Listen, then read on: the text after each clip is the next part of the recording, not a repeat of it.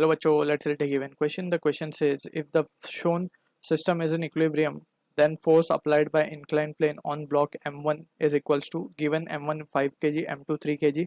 Option A 30 Newton, option B 50 Newton, option C 40 Newton, option D 60 Newton. So इस question का जो key concept we need to understand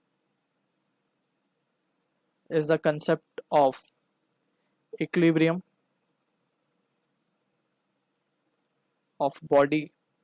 So body is said to be in equilibrium if we say के net force acting on the body is zero. Net force में summation of all the forces along y direction should be zero, summation of all the forces along x direction should be zero. ठीक है, so ऐसे ही body को हम कहते हैं body is said to be in equilibrium. अब यहाँ पे जो situation given है, let's try to analyze this.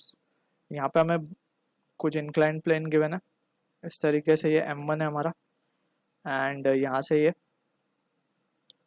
पुली से हैंग हुआ हमारा M2 है.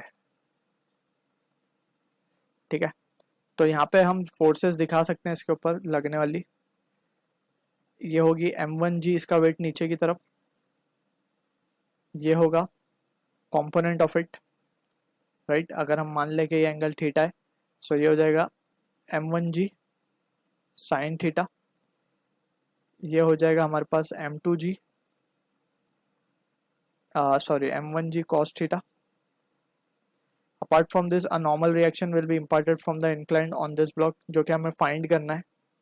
ठीक है, and these are the force, और यहाँ पे लगेगी टेंशन. क्लियर है. अब furthermore we can see, हमें ये नॉर्मल रिएक्शन फाइंड करना है एंड सिस्टम बोला गया है कि इक्विलिब्रियम में है. सो अंडर इक्विलिब्रियम हम क्या देख सकते हैं, under equilibrium this n must be balancing M1G cos थीटा. ठीक है, अब हमें एक्चुअली क्या करना पड़ेगा, we have to find the value of this theta first, right. So उसके लिए हम क्या कर सकते हैं, हम इस M2 के ब्लॉक का FVD बनाते हैं. तो M2G weight will be acting in the downward direction, ऊपर की तरफ टेंशन एक्ट करेगा. ठीक है, सो सिंस हमें बोला गया है कि सिस्टम इक्विलिब्रियम में है, मतलब ये दोनों फोर्सेस आपस में बैलेंस कर रही होंगी. सो we can say in equilibrium we can write T must be equals to M2G. पूरा सिस्टम इक्विलिब्रियम में, यानी कि फोर्सेस मस्ट बी बैलेंसिंग. अब ये हो गई बात. अगर हम हमारे ब्लॉक M1 को एनालाइज करें, सो M1 पे T ऊपर की तरफ है, सो T must be balancing M1G sine theta. And T हमें क्या मिला, M2G फ्रॉम इक्वेशन 1. सो यहाँ पे हम सब्सटीट्यूट कर देंगे, M2G will be equals to M1G sine theta. तो G तो कैंसिल हो जाएगा. M2 हमें 3 गिवन है, M1 हमें 5 गिवन है.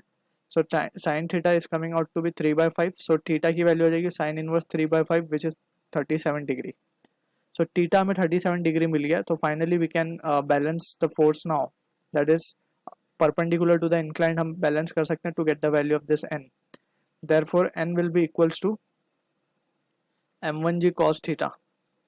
अब M1 हमारे पास है 5, G को हम ले लेते हैं 10, cos थीटा यानी कि cos 37. तो cos 37 होता है हमारे पास 4/5. सो ये हो जाएगा 5 into 10 into 4/5 which is 40 Newton.